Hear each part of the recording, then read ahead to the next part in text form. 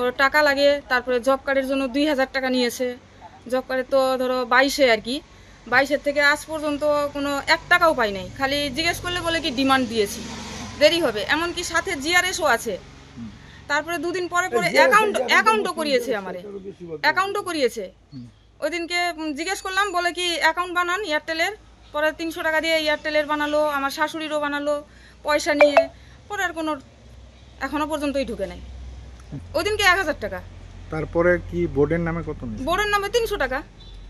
ওটা তো মানে ওই 2000 জব কার্ডের জন্য নিল, আর ঘরের জন্য 1000, আর ওই যে ইয়ের জন্য কি জানি বলে, ওই যে পোস্টারের জন্য আর কি 300।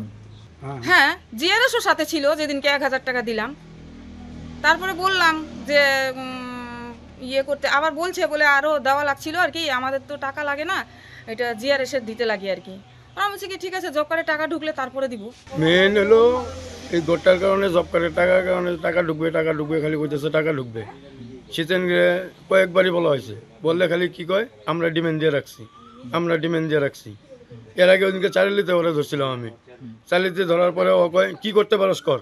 ও আমার এরকম পর্যন্ত দম দিছে, কি করতে পারস কর, টাকা ঢুকবো না, দিব না টাকা, এরকমও দম দিছে। তারপরে ওই যে এর আগে যে বাড়িতে জব কার্ড কয় কি তোমাদের জব কার্ড নাই, রেনু করতে লাগে। জব কার্ড রেনু করার কারণে 1000 টাকা করে নিয়ে গেল। 2টা জব কার্ড বানানোর কারণে 2000 টাকা নিছে। যতবার টাকা ঢুকছে অতবারই 500,000 করে টাকা দিতে লাগছে ওদের। কোনোবার জিআরএস এসে নিছে, কোনোবার মেম্বার এসে নিছে, কোনোবার চেয়ারম্যান তো বারে সঙ্গে আছেই, টাকাটা একবার এক একজনে নেয়। আর এই যে জব কার্ডের টাকাটা তো সিজন চেয়ারম্যান আমার বাড়ি থেকে এসে নিজে নিয়ে গেছে। ভিডিও আছে? হ্যাঁ, ভিডিও আছে, এটা 7 সেকেন্ডের ভিডিও আছে আমার কাছে। ওর টাকা লাগে, তারপরে জব কার্ডের জন্য 2000 টাকা নিয়েছে। জব কার্ডে তো ধরো 22-এ আর কি, 22-এর থেকে আজ পর্যন্ত কোনো 1 টাকাও পাই নাই। খালি জিজ্ঞেস করলে বলে কি ডিমান্ড দিয়েছি, দেরি হবে। এমনকি সাথে জিআরএসও আছে। তারপরে 2 দিন পরে পরে অ্যাকাউন্টও করিয়েছে, আমারে অ্যাকাউন্টও করিয়েছে। ওই দিনকে জিজ্ঞেস করলাম, বলে কি অ্যাকাউন্ট বানান এয়ারটেলের। পরে 300 টাকা দিয়ে এয়ারটেলের বানালো, আমার শাশুড়িরও বানালো পয়সা নিয়ে। পরে আর কোনো এখনো পর্যন্তই ঢুকে নাই। ওই দিনকে 1000 টাকা। তারপরে কি বোর্ডের নামে কত নিয়েছে? বোর্ডের নামে 300 টাকা।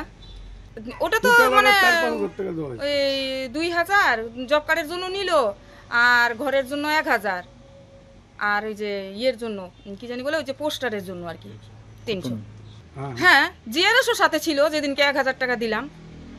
তারপরে বললাম যে ইয়ে করতে, আবার বলছে বলে আরও দেওয়া লাগছিল আর কি, আমাদের তো টাকা লাগে না, এটা জিআরএসের দিতে লাগে আর কি।